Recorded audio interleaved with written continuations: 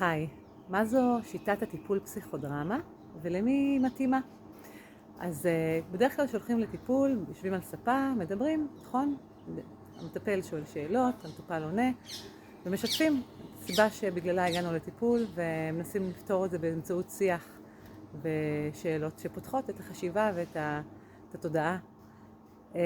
ובפסיכודרמה אנחנו גם באים, מדברים, אבל אנחנו גם פועלים. אנחנו גם עושים כל מיני תרגילים שהמטרה שלהם להוציא אותנו מהחשיבה שאנחנו מורגלים אליה.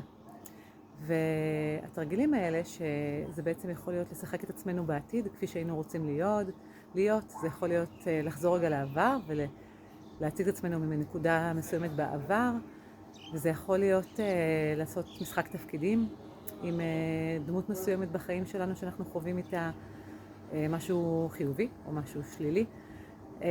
וגם חפצים, אפשר להשתמש בחפצים בחדר שיסמלו כל מיני תנועות בנפש. וכל התרגילים האלה, אולי קצת מוזרים למי שלא מכיר אותם, אבל יש להם השפעה מאוד מאוד גדולה על התפיסה שלנו ועל איך שאנחנו בעצם חווים את עצמנו ואת החיים.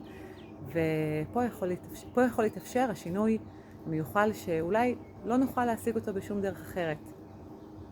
זה יכול להיות אפילו להגיד משהו למישהו שאף פעם לא העזנו לומר. בתוך הפסיכודרמה אפשר לעשות את זה. זה לא אומר שנלך נעשה את זה בחיים, אבל זה יאפשר איזה שינוי פנימי, שאחר כך נראה את התוצאות שלו. אני אפילו לא יכולה להגיד לכם מה הוא יהיה. אבל התוצאות והשינוי בשטח קורה בזכות השיטת טיפול הזאת, וזה באמת מתאים לכל אחד. לא צריך להתחבר לפסיכודרמה, לא צריך להתחבר לדרמה, לא צריך להתחבר לתיאטרון. צריך לרצות לעבור תהליך משמעותי שיאפשר טרנספורמציה פנימית, שתבוא לידי ביטוי בחיים שלנו, בהתנהגות שלנו ובמציאות שאנחנו יוצרים ביום יום שלנו. ולמי זה מתאים? כמו שאמרתי, לכל אחד. אני אישית ספציפית כמטפלת מקבלת בעיקר נערות וצעירות ונשים בוגרות, וגם גברים לוחמים מוזמנים להגיע אליי לתהליך, אם מרגישים שמוכנים לגעת במקומות בנפש שקוראים להם לגעת בהם.